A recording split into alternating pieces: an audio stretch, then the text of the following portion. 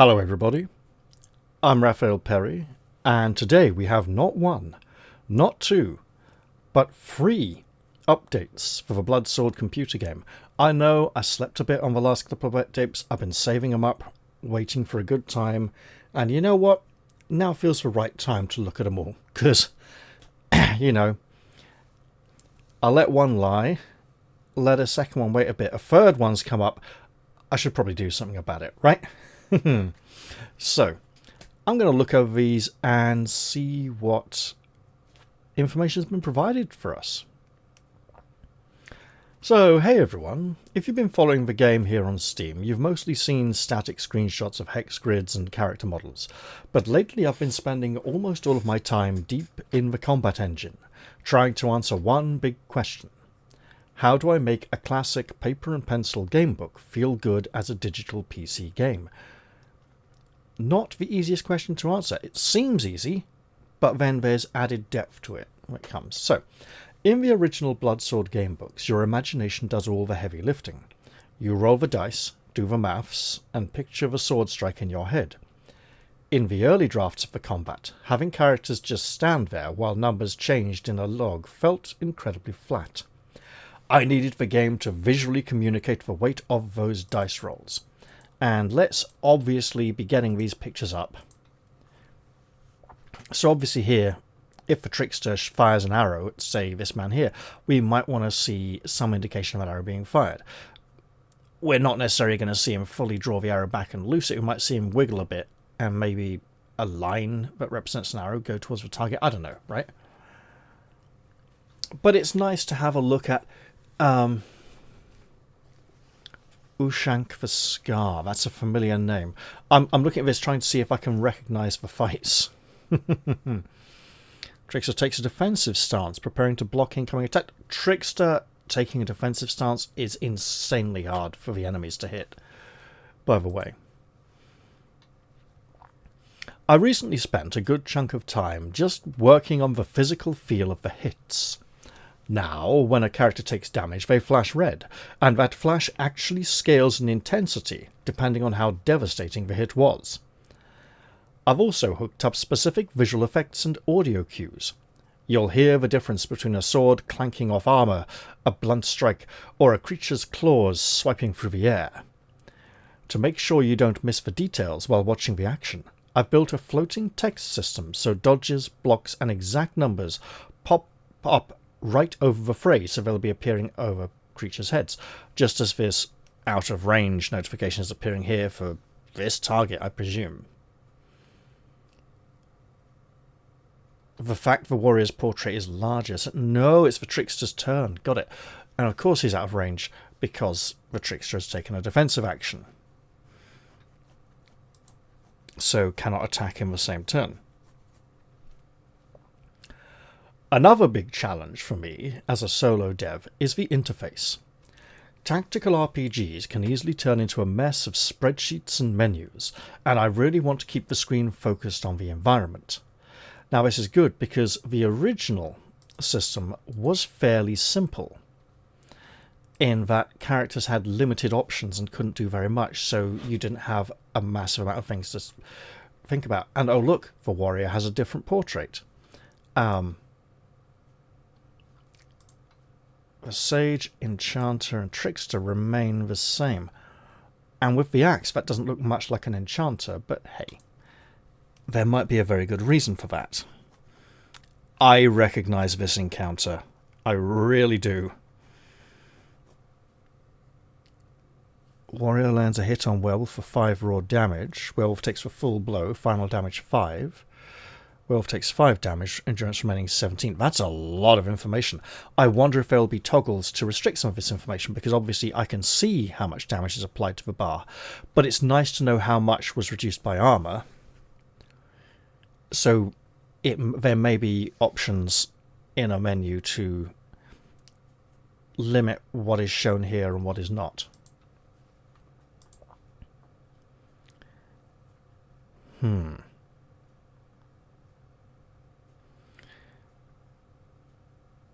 During my own playtesting, I got annoyed having to constantly open my full inventory to drink a potion mid-fight. To fix this, I expanded the main action bar and built a little slide-out drawer that holds 12 quick consumables. Presumably, that would be here, opened here.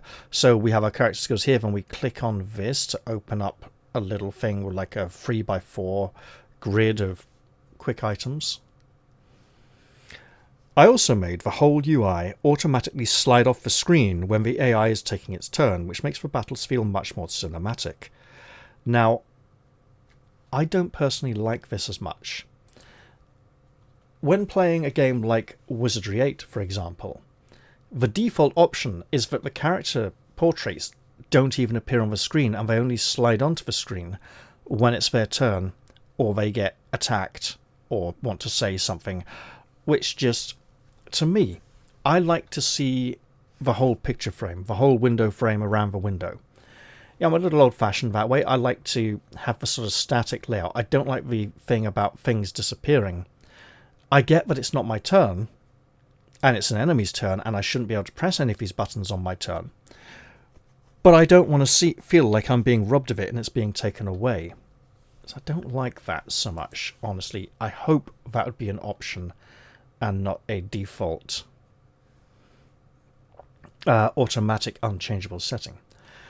But a tactical game isn't just about looking nice. It has to respect the rules. Adapting the tabletop combat mechanics into strict code has been a puzzle. For instance, I wired up the logic that prevents you from firing a bow at point-blank range. You'll need to take a step back or switch to a melee weapon. Another old-school rule I implemented is the defend action, which is actually really...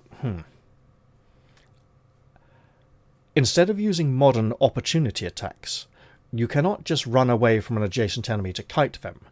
You must have used defend the previous round to safely disengage or flee the battle.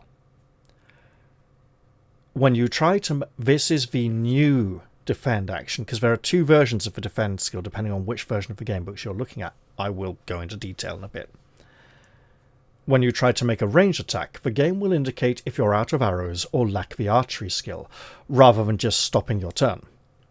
Small choices matter now too. Swapping weapons mid-fight, using defend, using an item, etc. will cost you a precious action, so you have to plan ahead. So, going back to this, let's go for this picture.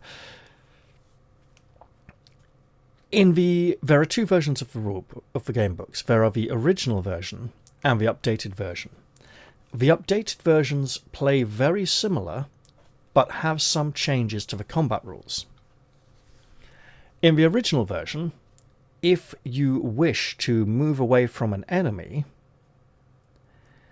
they get an attack of opportunity if they've already taken their turn this round in the initiative order, and if they have not taken their turn yet, you get to escape without the attack of opportunity.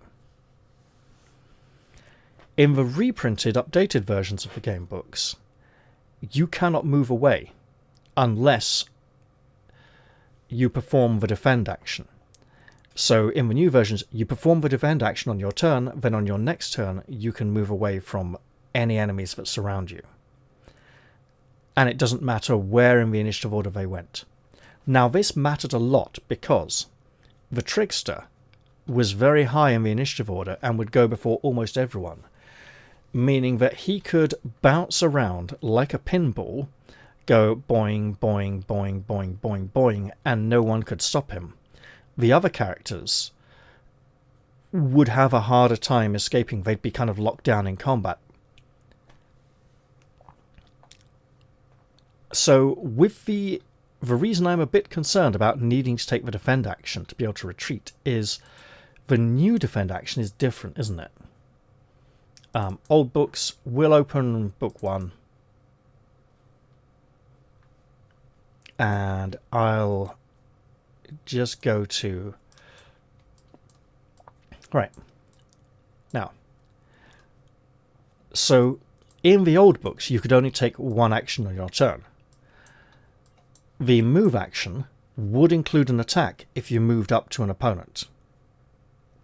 So it was move and fight. Now, the fight in italics means for fight action, but it's close and fight, not close to fight an enemy. So it's literally go in and get an attack. The defend to fight, you would roll 2 dice to hit. You'd roll your prowess or lower would be a hit. If you roll above your prowess, would be a miss. The defend action would cause you to roll 3 dice to attack, which would make it much more likely you'd roll above your prowess and miss with attacks.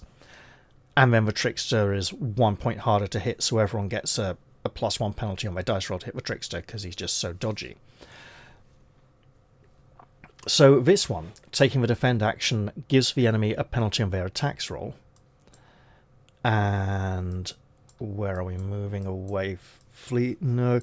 So, and in the original one, there would be exits on the battle maps that you would need to move to if you wished to escape. However, in the original version, you could only move up to an enemy or move to the exit. You couldn't move to anywhere else on the map, which was highly limited. And the updated versions give you movement ranges and the ability to move around the map more freely.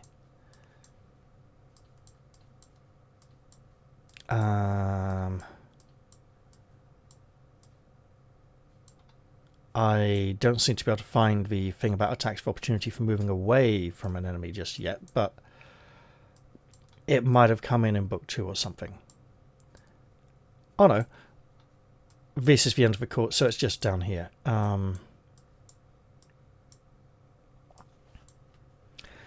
If you defend, yeah. The other point concerns the move option. If you have a high awareness and can move away from an opponent before that opponent gets his or her action for that round, all well and good. If you try to move away from an opponent who has already attacked you earlier in the round, however, then he or she immediately gets a second strike at you, and this is an automatic hit. For this reason, it is usually best to dispose of one opponent before you move to engage another. So that's the original version.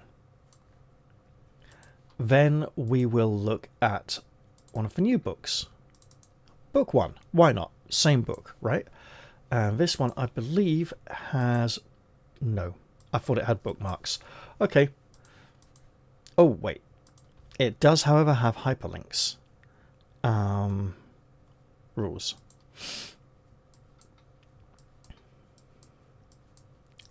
So, tactical maps.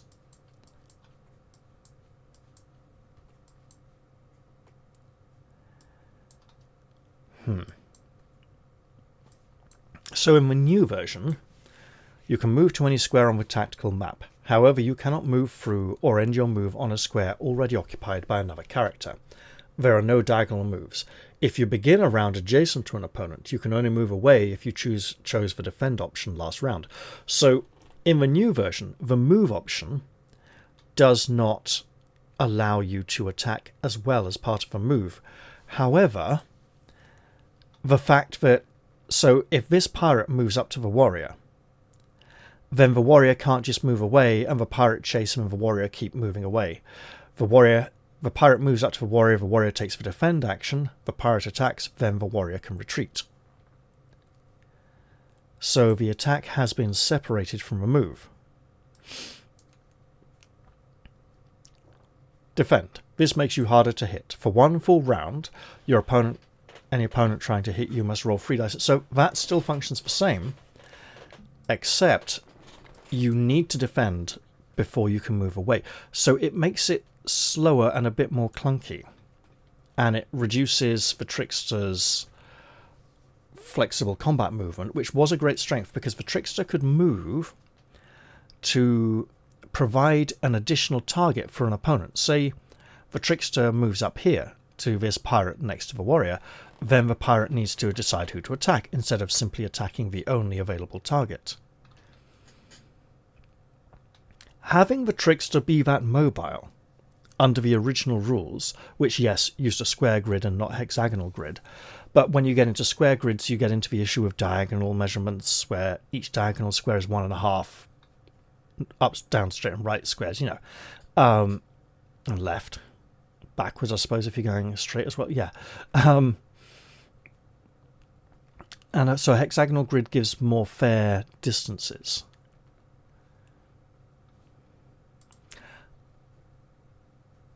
I believe now the characters will have action points, so they'll be able to take more than one action in a round. But that most of the actions will take up most of the action points. So now you can sort of maybe move a hex and attack, rather than just running up to someone and then them hitting you because you didn't. I wonder if the warrior will have some kind of charge skill. Maybe I should go back and look at the update that covered the warrior's skills.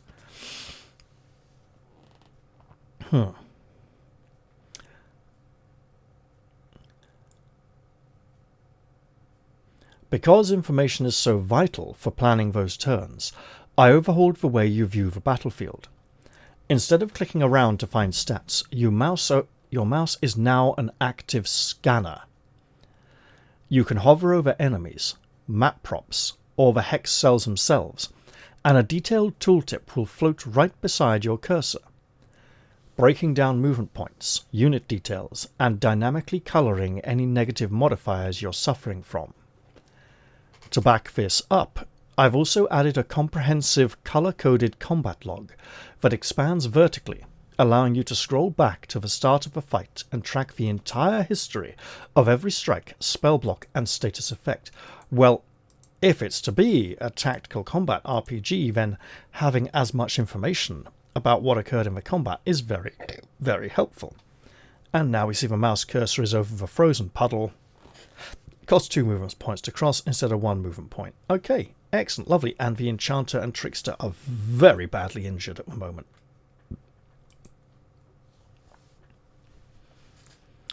Speaking of those hex grids, in the game's early design days, I actually explored using square grids. This was meant to match the maps printed on the pages of the original books and was heavily inspired by the tight battlefields of Into the Breach. Not sure I'm familiar. But once I tried hexagons, everything just clicked. The truth is, on small battlefields, 64 to 100 cells at the most, hexes allow for much more interesting positioning. They fit the game's slightly isometric visual style perfectly, and help create that nostalgic Heroes of Might and Magic 3 experience we all crave. You can check out an old concept from the earlier square grid versions below. So, as we see here, we have some frozen puddles, a hole in the ice, a bedroll that occupies 2 squares, whereas here these bedrolls manage to fit into a single hex with a little overlap, but essentially you can stand in a hex near them and obviously not be on the bedroll. So that's better for fitting in things like the fire pits. You can stand all around it more easily, instead of weird diagonal corner adjacency. As of writing this, I'm just wrapping up the next big adapted system, the magic system, specifically drafting out how the enchanter's spells from the books will work on the grid. It was a daunting task, but a really exciting one which I cannot wait to share with you. And we're not going to have to wait either, because we're going to hop straight across to the next update right now. And I do have a little insight into how the magic rules have changed. And it is interesting. Before going any further, I'll say in the original magic system, your spells would target one enemy, or all enemies, or one ally or all allies, regardless of their positioning on the map. Obviously, with an interesting tactical movement system, it's possible to have spells that affect areas that you aim and place, and look at all the enemies and say, well, I want these 2 enemies to be in the spell, but not that one or something. Last time I signed off saying I was drafting out how the enchanter's spells from the books would work on the grid. Well, the past month has been almost entirely devoted to that, and to building out the full skill system for all 4 classes. Today, I wanted to talk about one of the biggest deviations from the source material I've made so far, changing the book's spell system. Now, this bothers me, because the spell system had that old school feel which worked really well for it. Do we want that in an adaptation or not? I know some of you gamebook veterans will have opinions on this, so let me walk you through exactly what I changed and why. I'm interested in the why. I also want to look at this and see what we have. So, this Sword Strike spell, I think?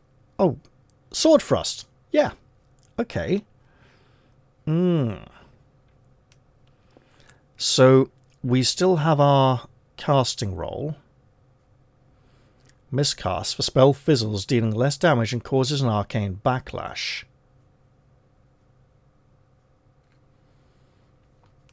Now this is interesting, that it casts automatically regardless of success or failure, because in the original, one thing that balanced out the powerful spells of the Enchanter was the fact that you wouldn't get a spell every turn, and you'd have to spend time channeling and focusing and powering up to them, and everyone else would need to protect the squishy Enchanter while this was happening.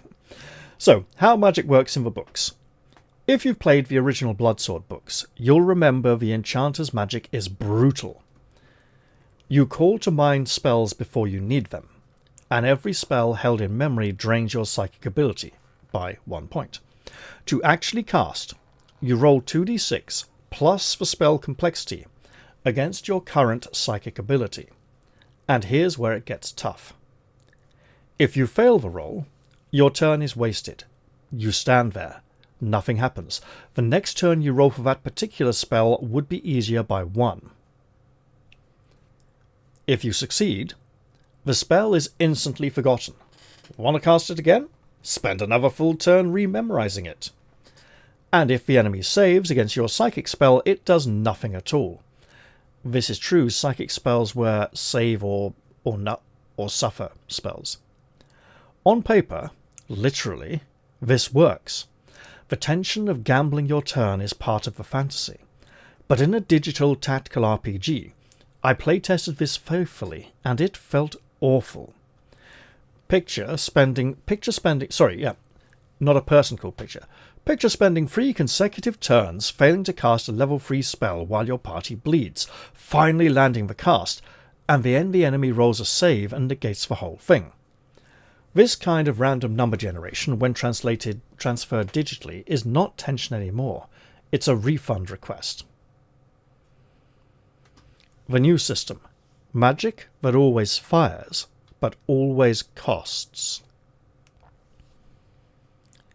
I kept everything I could. You still prepare up to 4 spells outside of combat. Wait, I think you could prepare more. And yes, I'm blatantly going to check. I'm not sure where this 4 spell limit comes from. Now, it would be incredibly foolish of the Enchanter to prepare more than 4 spells. Before you cast a spell, you must call it to mind. If done during a combat, this takes 1 round. You can call spells to mind at any time and keep them in mind without effect, so you may wish to have a few ready before encountering an enemy, rather like having a cocked or loaded crossbow. However, each spell that you have in mind temporarily reduces your psychic ability by 1. There is no 4 spell limit here in the old books. Is it in the new one? So we want to go back up to the beginning. The Enchanter. Where does this 4 spell limit come from? I strongly suspect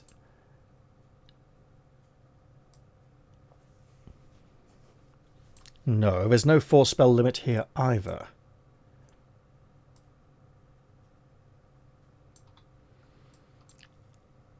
This was just guessing. Right. I strongly suspect that these prepared spells will remain hotkeyed after being cast, and that's why there's a 4 spell limit. So,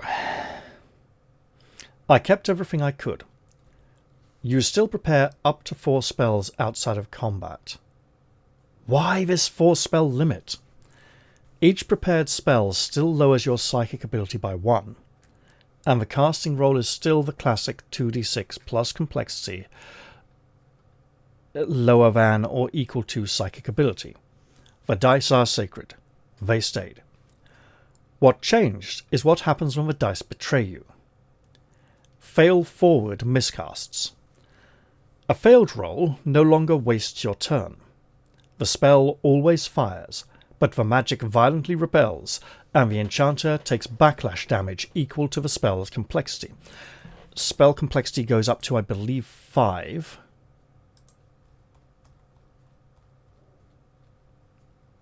Yes, complexity level 5. Okay. And the enchanter is getting, what, 5 endurance per level?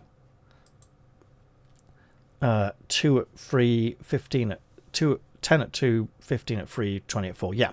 So the enchanters get... So a top tier spell would cost you 1 level's worth of health. Resistance no longer negates. Enemies resisting your psychic magic now halve its effect instead of deleting it.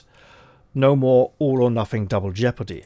This would probably be an issue for the servile enfraudment spell, because it doesn't have a duration unless one has now been fixed to it.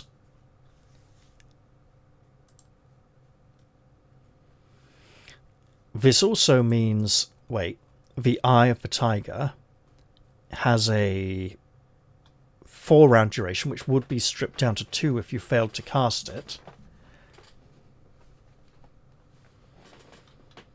So yeah, a low-level enchanter really doesn't want more than 1 spell prepared anyway, most of the time. What else has a duration? Night Howl is also 4 rounds, so that would go down to 2 rounds if an opponent resisted, right? Okay, so the duration is only on resist, so the party boost spells would still work at full duration. Cooldowns instead of forgetting. Rather than rememorizing spells mid-fight, a cast spell goes on cooldown for a number of turns equal to its complexity. Well, yeah, you don't want to cast a level 5 spell every turn and just take 5 damage each time and have the sage heal you up. A level 5 nuke locks itself out for 5 turns. It keeps the running out of spells feeling of the books without ever leaving you standing there doing nothing. So what I'd say about this is the old feel of the books is a warm-up system. The cooldown system is the opposite, where you're essentially front-loading the casting. Whereas in the old one, you'd be building up to the big release. In this one, you throw out a big burst that you've been waiting for ages, and then you spend ages building up to the next one. So essentially, it's a way of saying your first spells, they're going to work. Including one of each. I still need to... I'll ask him where this 4-spell limit comes from. It probably comes from the UI, the interface. Because I'm not aware of that in any version of the books that I can remember. The result. The enchanter is now a glass cannon who pays in blood. The enchanter was always a glass cannon, but they didn't always pay in blood. Well, no. The enchanter was a glass cannon. The blood they paid in was the blood of their companions who were getting ripped to pieces by monsters while they were preparing the next big spell. Hoarding 4 prepared spells gives you versatility but tanks your psychic ability, making every cast more likely to hurt you. Especially if they stay on cooldown. I wonder if you can take them off cooldown mid-fight, or if you can only prepare them outside of combat. Because there are combats where you need to have very specific spells prepared. So it would be nice to realise you need a certain spell, like the spell that teleports you all to the exit to escape. The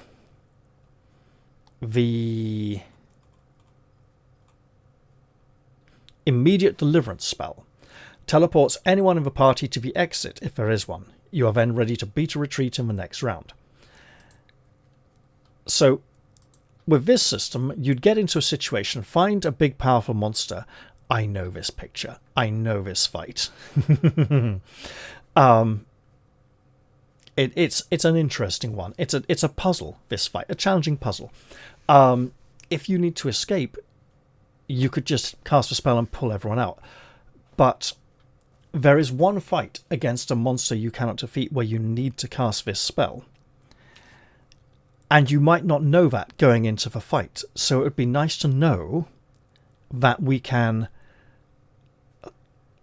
prepare new spells in an emergency combat like this one. Or maybe that combat will actually have a pop-up being like, hey, you know what, you should really prepare this spell now because you've tried everything else and it's not working. So, it's the same risk management from the books, just moved from wasted turns to wagered health, which obviously reminds me of the original healing system the sage used to heal up the party, by gambling his own health, which he would either lose or get some back to hand out to everyone, himself included. Which is currency that actually feels dramatic on screen, because of course every point of health the enchanter loses renders them more vulnerable. And you want to be careful how you protect them. That lost predictability hasn't disappeared entirely either. It has moved into the enchanter's passive skill tree. Arcane Precision improves casting rolls, while Arcane Supremacy eventually lets you roll twice and keep the better result, and at its highest tier, guarantees a successful cast. Now, in the original series, in the last one or two books, the enchanter gained a bonus to spellcasting, which made it so much more easy. I can't remember if it was the lowest 2 of 3 dice or something else, or if they just got -1 to the complexity or -2 to the complexity of all spells. But it was very, I can check. Old books, book 5, because it's an ability that was gained in book 4.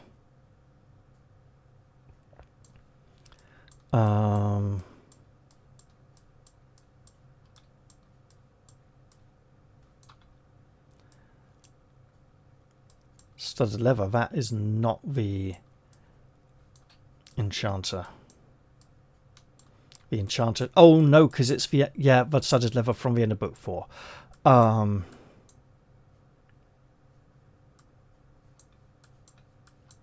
It doesn't actually seem to be here. Interesting. You know what?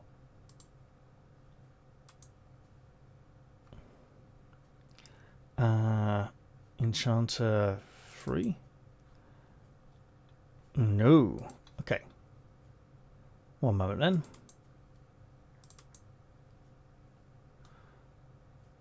then. Interesting.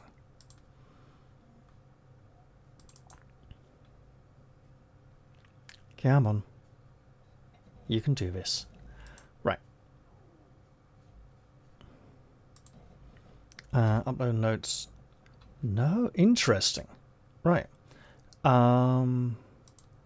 Where would I have noted it down? No, oh, these are all from 2008. Okay. Books. Old books. Odd, I must have deleted them after finishing the playthrough. That's a bother, isn't it? Okay.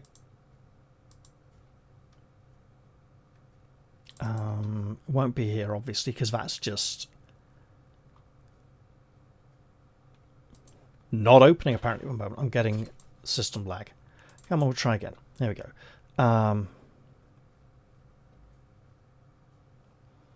Right. Damage race using my magics. Oh, yeah. Yeah. Enchanter fight. Oh, that's the specific note for book 1. A particular encounter. Okay. Not here either. Well, I can look at it later, but no worries. Right.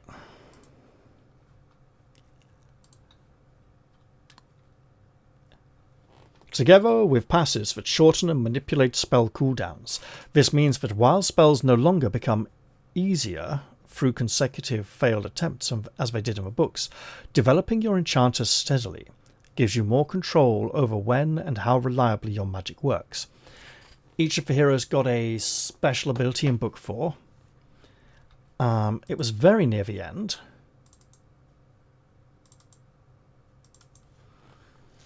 I don't think it was the exact end.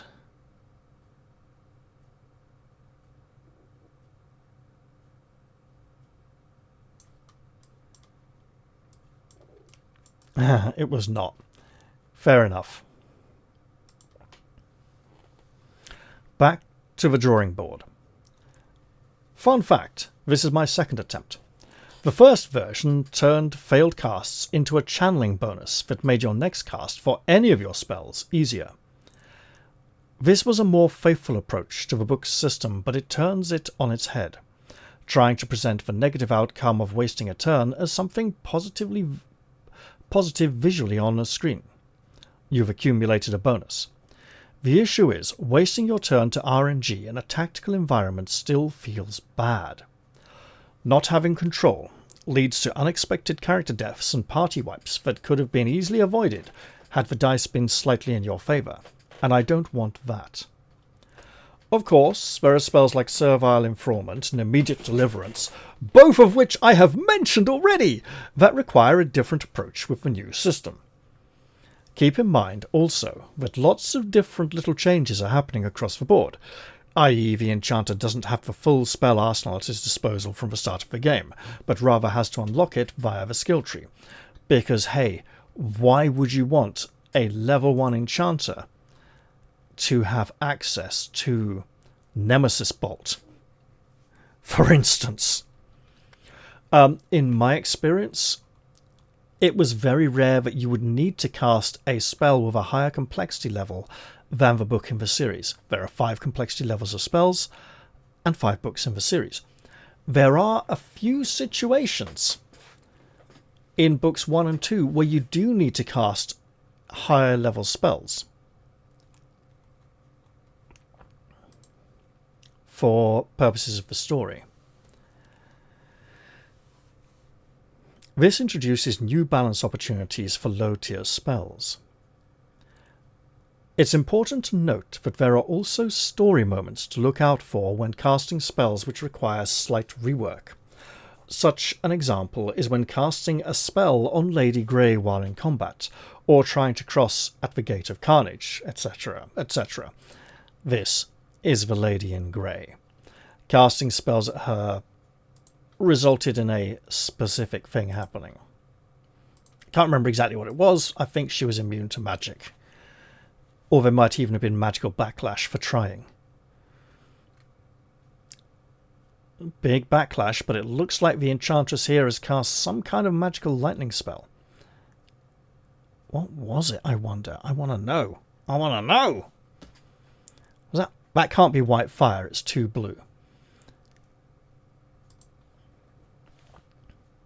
4 classes, 4 skill trees. Magic wasn't the only thing on the workbench. This month I migrated the entire skill system to data-driven resources. Every skill is now a single self-contained file holding its progression requirements, targeting effects, and combat data. Boring tech talk, but it's what let me implement skills at speed in the last few weeks alone. For Warrior, Battle Cry, Shred enemy fighting prowess, Whirlwind, Spin to win against everything adjacent, Precision Starts, and Battering Ram, a charging shove with knockback and stun, complete with satisfyingly crunchy visual effects.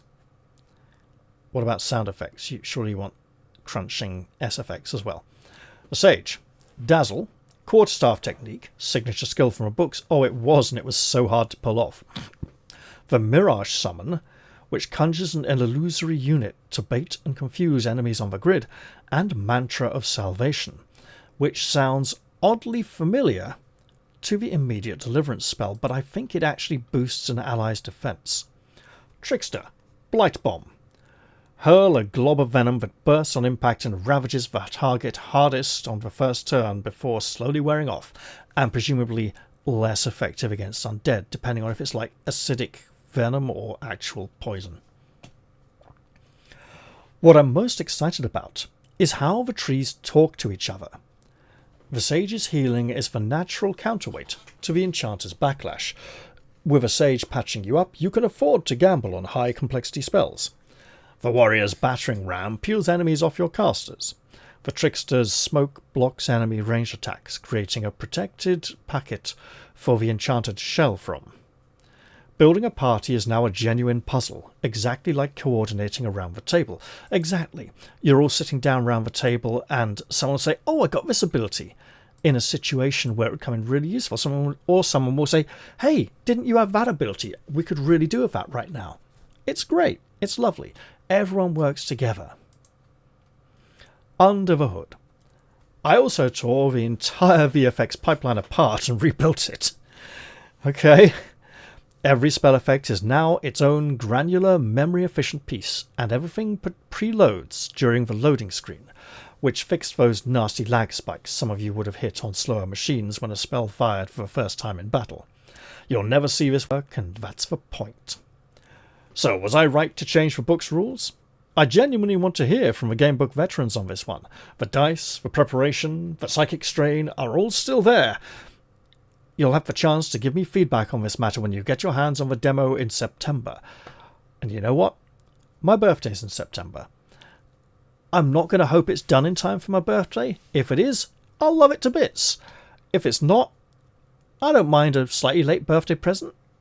If it's very late in the month, I might grumble a bit, but we'll see. And finally, of course, we have our third update. This is the map. I have seen this map before, but... Ooh, tentacle. Yeah, this is near where the... Oh, the warrior's up here. So they moved away from the mainland, and I know where this is. I know where these are.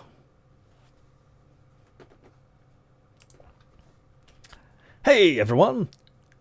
I shoved a werewolf into a field of caltrops last month and nothing happened.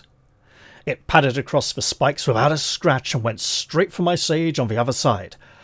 I sat there for a good while wondering which half of the plan was broken. The push, or the caltrops, or whether I had invented the whole combination in my head. It turned out that knockback places a unit on a tile, while hazards only fire when something walks onto them. So, I think what he's saying here, if we go back to our werewolf picture, hey, great big red werewolf here, if he puts the caltrops here, and knocks the werewolves back to there, the werewolf is unaffected because it has passed over. Passing over a hex does not count as passing through it because the system isn't counting the intervening space that you move through for some obscure reason. Or he's saying that placing a unit on a tile is different to entering a tile. Okay, so you lift it up and put it down, you don't move it in from the edge, and that's a difference. Got it. That as well. The fix only took a single line. Yeah. Two systems, both behaving correctly, politely ignoring each other. The fix only took a single line. The part worth writing about is that I found it all. The part worth writing about is that I found it at all. I only found it because I had stopped testing abilities one at a time like a programmer, and started playing all four heroes as a group, with an actual plan, like a player. That shift is what this devlog is about. What a fight is on the page. Credit where it's due.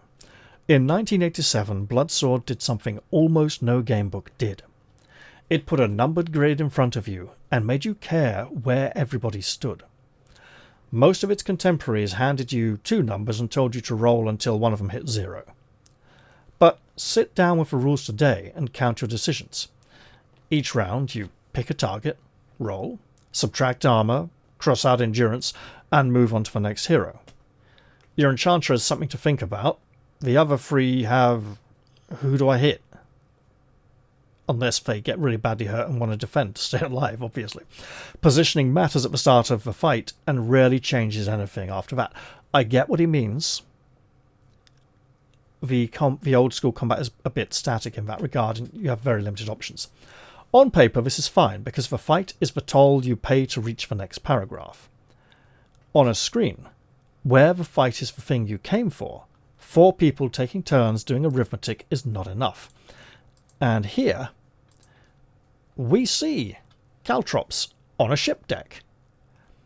And this man is taking damage. Steps on caltrops, takes damage, knocked back. I see no caltrops in the hex he has moved into, but I presume he was in this hex, the warrior has barged into him and pushed him back a hex and entered the hex he was in. There were caltrops here, they've been removed now that his feet are impaled and full of bleeding holes.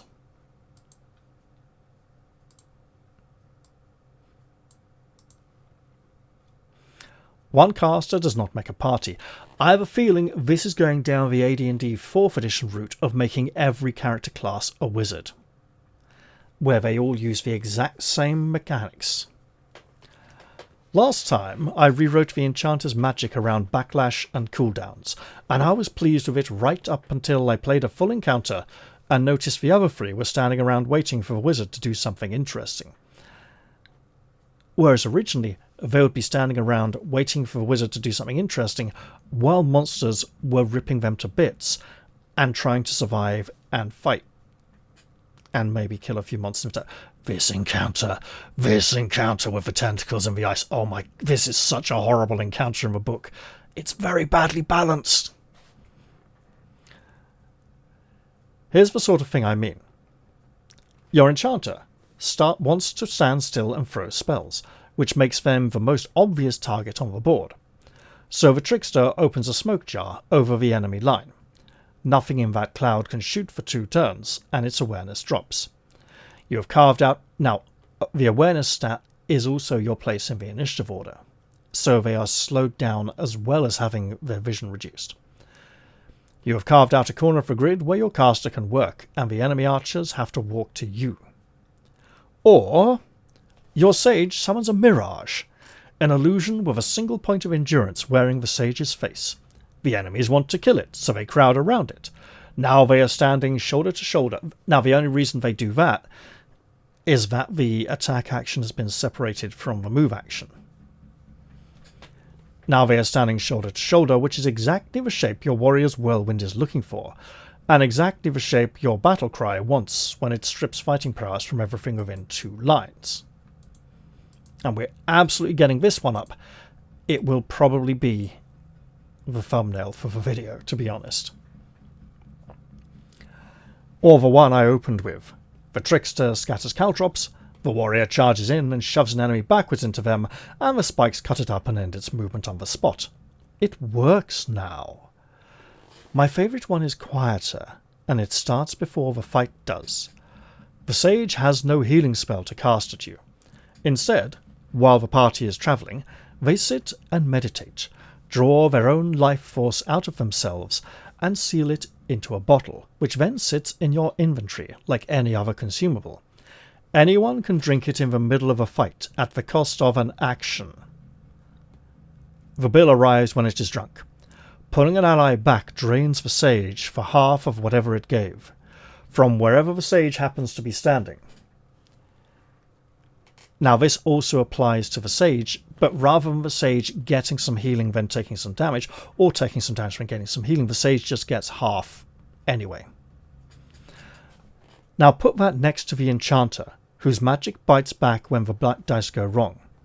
Your enchanter reaches for the spell that is a little too complex for them, takes the backlash across the face, and swallows the sage's bottled life to stay upright. The sage, at the back of the grid, having swung at nothing at all, feels it. Having swung at nothing or fight, feels it and takes the pain of the healing.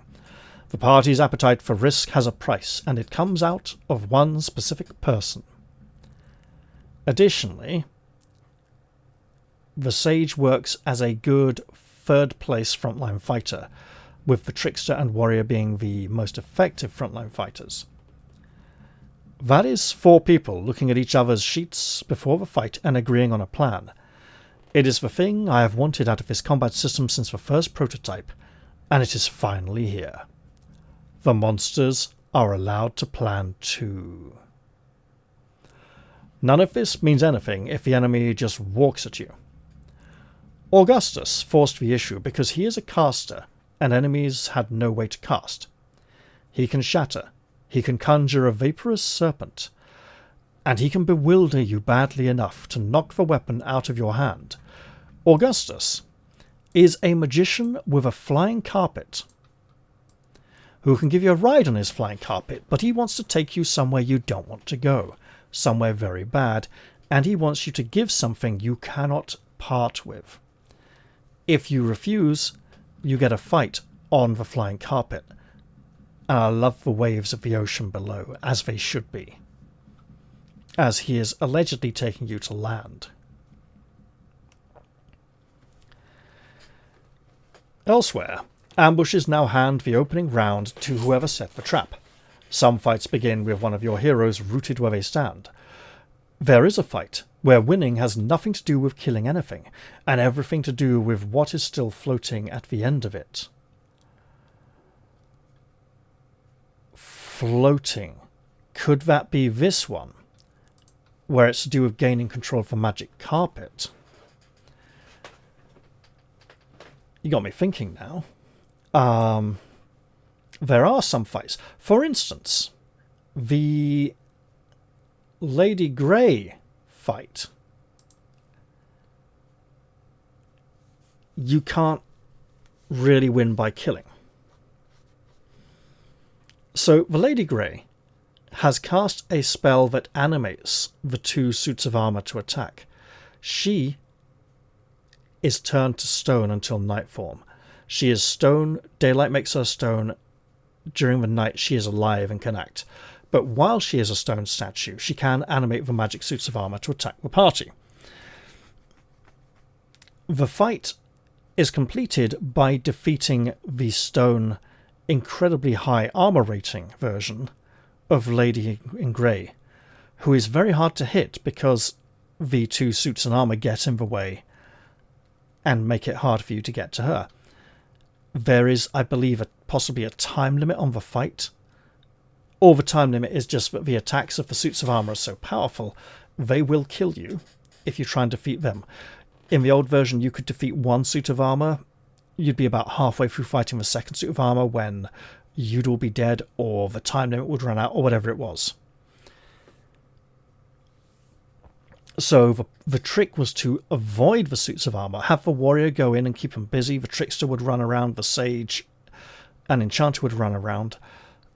I believe spells would not work on her, or would have a very negative effect for the enchanter, but you could try spells on the suits of armour. Again, it's been a very long time since I looked at that encounter, so let's do that now.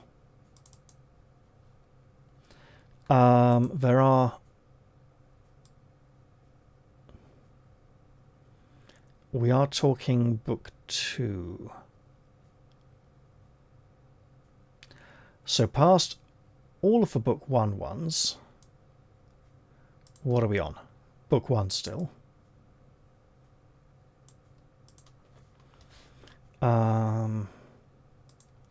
That is also...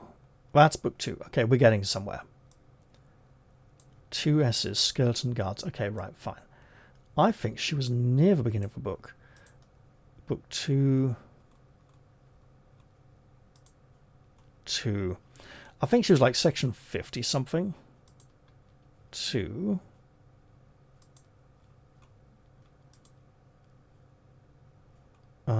That's a special encounter.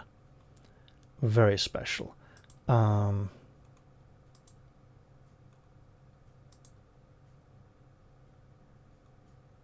Oh, the snow vampires.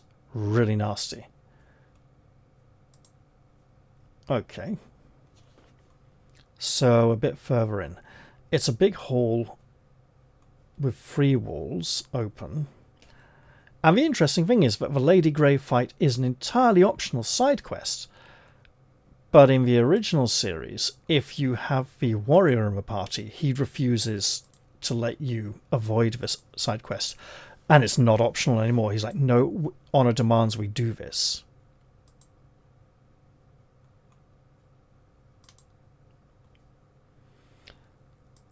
I think that's it.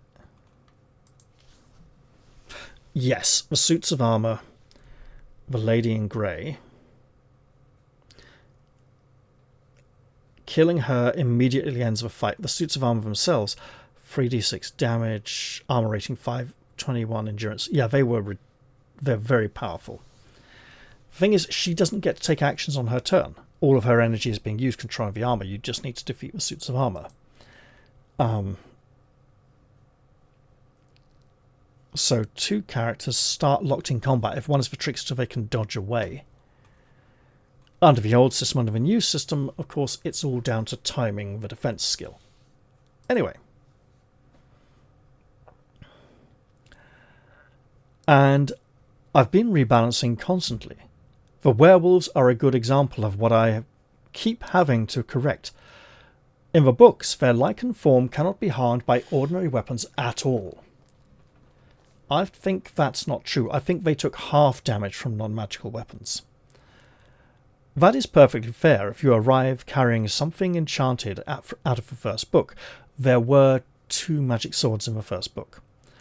We begin this adaptation at the second, with whatever you manage to scrape together yourself, which turns the fight into an execution, because the werewolves will just kill you. So the immunity is gone. Their damage has come down, because they hit far too hard for the beginning of that book. And the stretch where a bad decision earlier left you sitting there defending for 3 straight rounds before you were allowed to act has been reduced to 1. Because they could ambush you and you could be stuck for 3 turns waiting to get into the fight. Got it. The fight starts long before the fight, with the skill tree, equipment, items, gathering your party and so on. Judged purely as tactical design, on its own, the combat in Bloodsword is conventional. Monsters, numbers, a grid. I'm going to have to invent a good deal of my own tactical interests as the series goes on. But that is the wrong place to look, and it took me a while to work that out. No tactical RPG I know of lets a decision you made pages ago choose the battlefield for you. This one does. Constantly. Take the werewolves. Did you notice the ambush before it landed? If you noticed, did you act on it, or sit tight and let it come? Did you decide to sleep instead? Those are not 3 difficulty settings. They are 3 different fights, with different ground under your feet. This is true, there are significant differences depending on choices you make in the gamebook. Or the stalker. It hunts you, and the longer you run, the stronger it gets.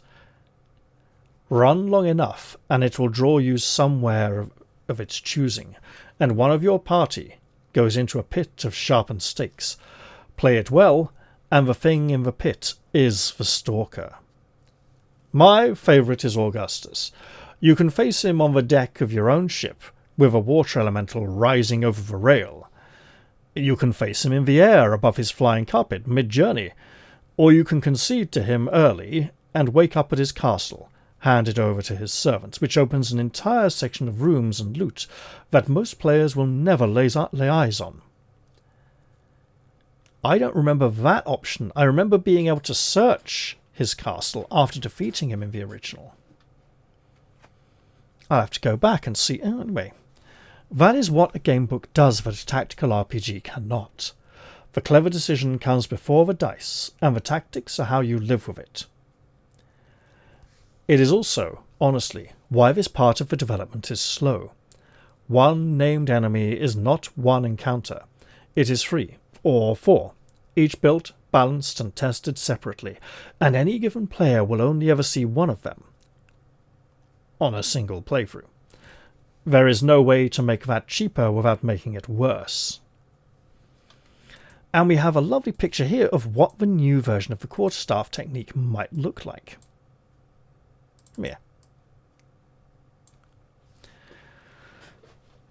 So it's still roll 3 dice as if they were defending, or 4 dice if they're defending. Then again, enemies don't defend in the original book. Ever. And there are times when it would have been very interesting if certain enemies did defend, if they were bodyguards preventing you getting to a squishy spellcaster at the back, for example. On a successful strike, deal 1d6 damage and stuns the enemy. So that stun. What the stun used to do is push them to the back of the initiative order. Not for this round, but the next round. So if they have gone before you, and you stun them, they go last next round. if they go after you and you stun them, they don't go this round and they go last next round. So this stun for one round is more equal and less dependent on your position in the initiative queue.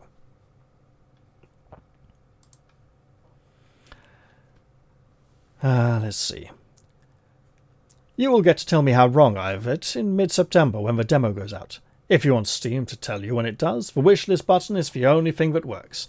I am genuinely more nervous about this change than about the magic rework, because giving the warrior things to press is the furthest I have stepped away from the books so far, because the sage and the trickster had options like shoot an arrow. The sage had the quarterstaff technique. The trickster had... Well, in book 1, the trickster had the ability to, once per fight, get an extra turn. That was removed in book 2, for good reason. Although playing book 1 without that ability was incredibly challenging. For myself, I want to see the evil tentacle fight again. There we go. I'm looking forward to seeing this new version, and I hope you will get to enjoy it soon, when it comes out. My throat's getting very dry, so I'm going to say goodbye for now, and see you all next time. And next time there's an update, well, I'd like to say I'll keep you all informed, but hey, the next update will probably be the demo coming out, and I'll be playing it and putting it on this channel. And it'll be right here for all of you to see. Okay, until then, it's bye for now, everybody. See you next time.